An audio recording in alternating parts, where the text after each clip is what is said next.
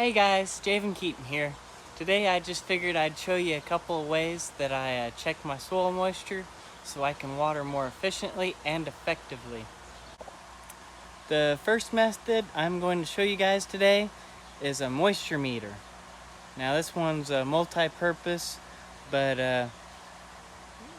it doesn't need to be a multi-purpose. In fact, just a plain moisture meter is probably better than what this is.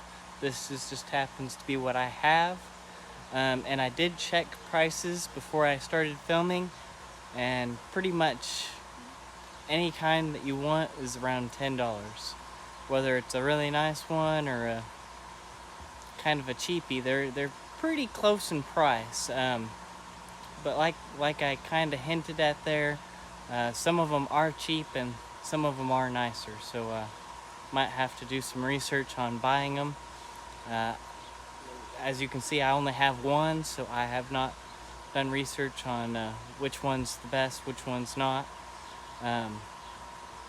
But this is just one way, and here just a second, I'll show you how you use it. Okay guys, so right here I'm in my tomatoes in the greenhouse. And you can see where my drip hose is and where it isn't. I have my moisture meter on moisture. I don't really like the way that they have the wording on here, but I guess that's as good as it probably gets. I'm gonna put this where it's watering, and if this moisture meter is correct, I'm not sure if it is or not, but that's about 100% moisture. For tomatoes, you probably do not want that. You want in the middle there. You want above 50% but below 100%. Because you want oxygen in your soil, not just water. Let's see if it's any different here. Oh yeah, look at that. Yeah, it's a little different here. This is maybe even better. Let's dig down. Yeah, see? It's moist below the surface, but the surface is nice and dry. To be fair, I did just water this bed, so that's probably why it's starting out really moist. But ideally, you want to start out wet, and then you want it before it goes below. This shows about 40% being okay.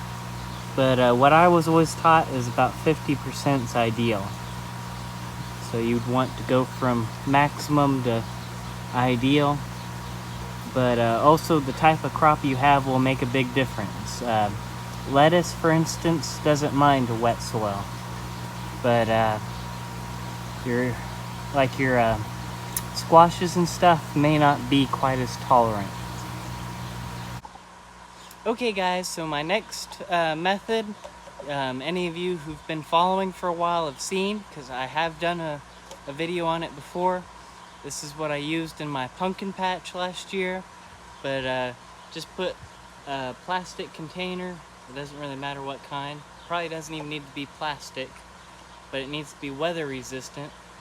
And you bury it in the ground where you can still take it out, and being able to do that, you can see what the moisture is below the soil level, which is important because as you saw just a little bit ago, you can have good moisture and the surface can be dry. And so you want to know what the moisture is below the surface of the soil. And to be honest, you don't want to dig in your soil all the time. So being able to just take out a cup or something is real nice. So I haven't done this yet in my greenhouse, so I'm going to show you guys how I do it. Okay guys, so I'm in my raised bed inside the greenhouse, and I'm about as far away from my water source as possible. So this is going to be the most representative place out of this bed, at least. I don't want where it's going to be super dry or super wet, so about right here should be pretty close. I got a drip tape there, and then I got a dry spot there. So this should be pretty representative. I'm gonna dig out a spot. And as you can see, it's nice and moist down here. I'm digging up some roots. Don't necessarily want to dig up a bunch of roots, but you probably want to do this before you plant your garden, if you're going to do this. Okay. And fill in around.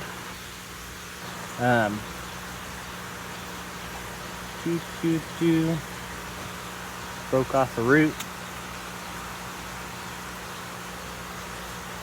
Okay, and then the downside on this is you do need to pack your soil in around your container, because otherwise when you take it out, it is going to fall back down into the hole, which you do not want.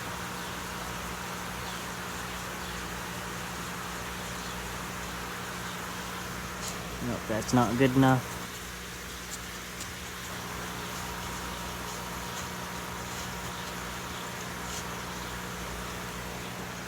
That's pretty good. It's not perfect. Oh, sorry, I didn't mean to point the camera in the wrong direction. But you can see down in the hole to see where the moisture is. Right now it's pretty wet, so it's hard to see where the moisture is. But not the most accurate method, especially not for a beginner. But it is a cheaper method, at least in the short term. Definitely not in the long term, but in the short term, this is cheaper, because chances are you have something laying around that you can use for this. But in the long term, I would say that it probably pays to use the meter, as it's more efficient. You can tell when you need the water a lot easier than just looking at the soil. Okay guys, so if you've made it this far in the video, please like the video and subscribe if you're not already. I'll just go and review what we've gone over so far. I showed you how to use a standard, just a cheap moisture meter, and kind of the ideal levels in general. Your moisture levels will your ideal moisture levels will change depending on what you're growing. And then I also showed you how to use just a simple container and dig a hole to be able to check your moisture. If you have any questions on this, if there's anything I didn't clarify, please just leave me a comment. I'd be happy to help you out. But I think that's it for now. Thanks for watching, and God bless.